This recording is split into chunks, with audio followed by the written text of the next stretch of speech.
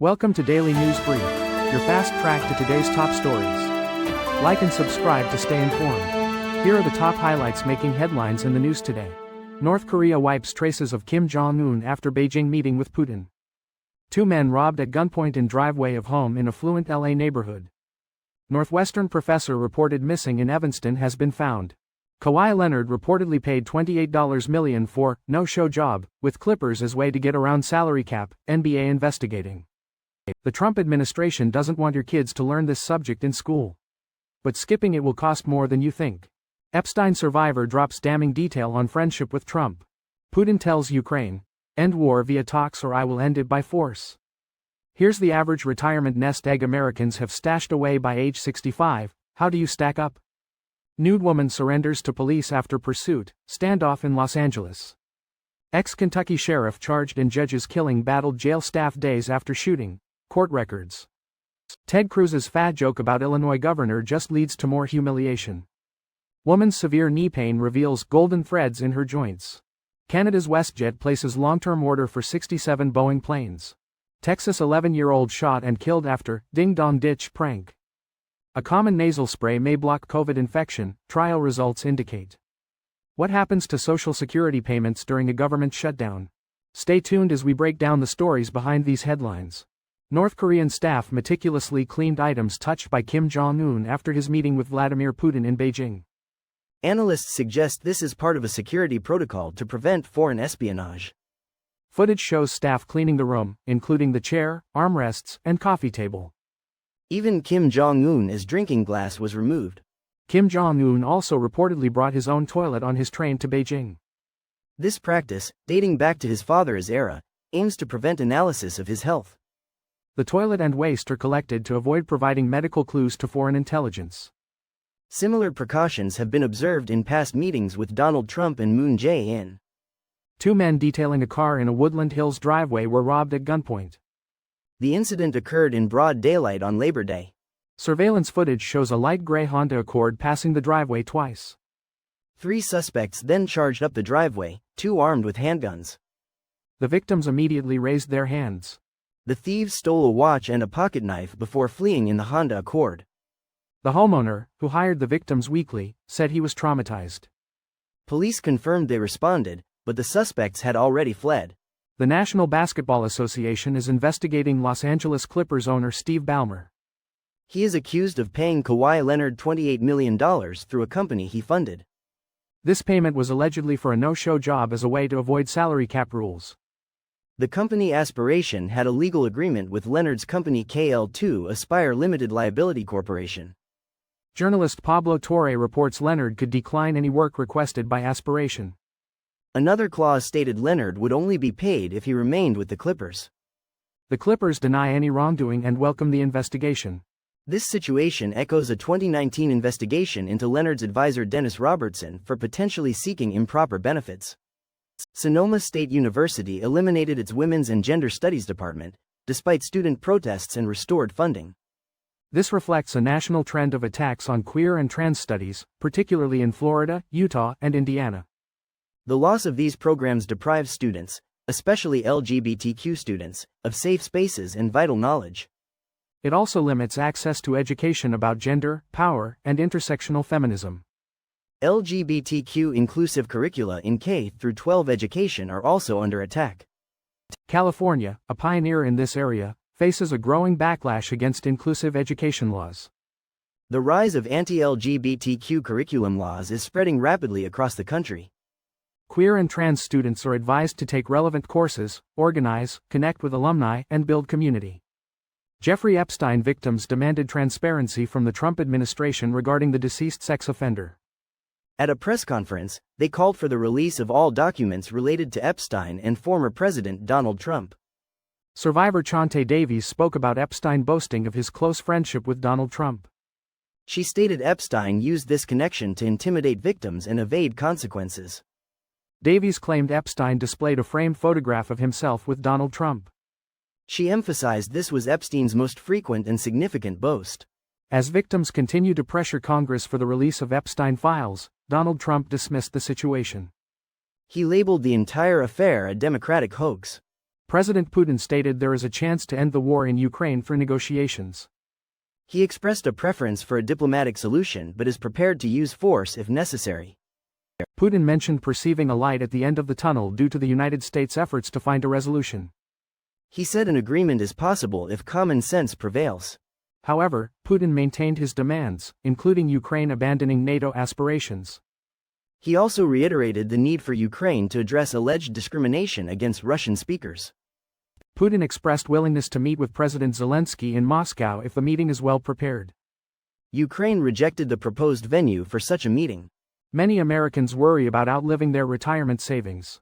A recent survey found that this is the biggest fear for 58% of retirement savers. According to Vanguard, the average retirement balance for those 65 and older is $232,710.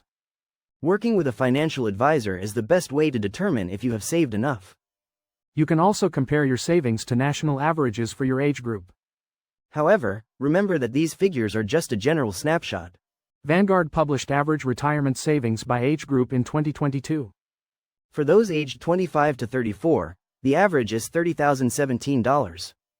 A standoff in Los Angeles ended Tuesday morning when a nude woman surrendered to police. The incident began with reports of a woman screaming in the Bel Air neighborhood. Police pursued the woman in a vehicle chase that ended on Sepulveda Boulevard. The woman refused to exit her vehicle, leading to an hours-long standoff. The suspect, appearing fully nude, was inside a Ford Bronco with a small dog. She threw a small hammer out of the car and remained inside as armored vehicles surrounded her. Shortly before 11 ante-meridium, the woman climbed onto the roof of the vehicle then surrendered. Police covered her with a towel and took her into custody. Former Letcher County Sheriff Sean Steins is charged with killing District Judge Kevin Mullins. Security footage shows a man identified as Steins shooting Mullins in his chambers. Steins has pleaded not guilty to the murder charge. His lawyers are trying to have his mental evaluation unsealed. Days after the shooting, a social worker reported Steins was in an active state of psychosis. He was combative in jail, requiring the use of pepper spray. Steins told officers at the scene there was nobody else involved, it was him. The trial may be moved out of the county due to the prominence of both Steins and Mullins.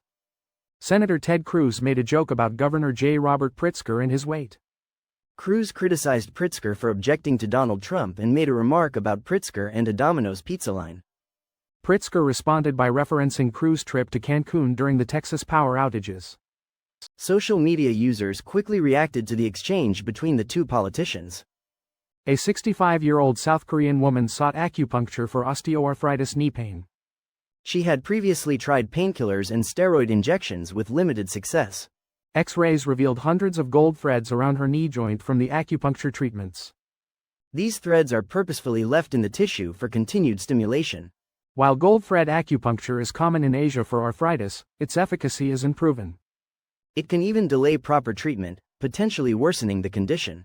The threads can also migrate within the body, causing infections or tissue damage. They can interfere with X-rays and MRIs, making diagnosis difficult. WestJet has placed its largest ever order with Boeing for 67 jets. The order includes 6 737-10 MAX narrowbody aircraft and 7 787-9 Dreamliner widebody jets.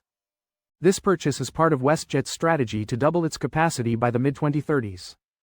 The 737-10 MAX is not expected to be certified by the Federal Aviation Administration until 2026. Boeing has been improving production of its popular aircraft after output declined in 2024. WestJet's chief executive officer noted that Boeing is delivering planes faster than previously indicated. Canadian Transport Minister Chrystia Freeland stated this deal would create economic benefits for both Canada and the United States. WestJet currently operates in almost all Boeing fleet and has secured options for additional aircraft. An 11-year-old boy was shot and killed in Texas after a ding-dong ditch prank. Texas Attorney General Ken Paxton commented on this tragedy. This incident coincides with a series of new laws taking effect in Texas. The details surrounding the shooting are still under investigation. The new laws may have implications for this case. It is a tragic situation for the family and the community. Further information will be released as it becomes available.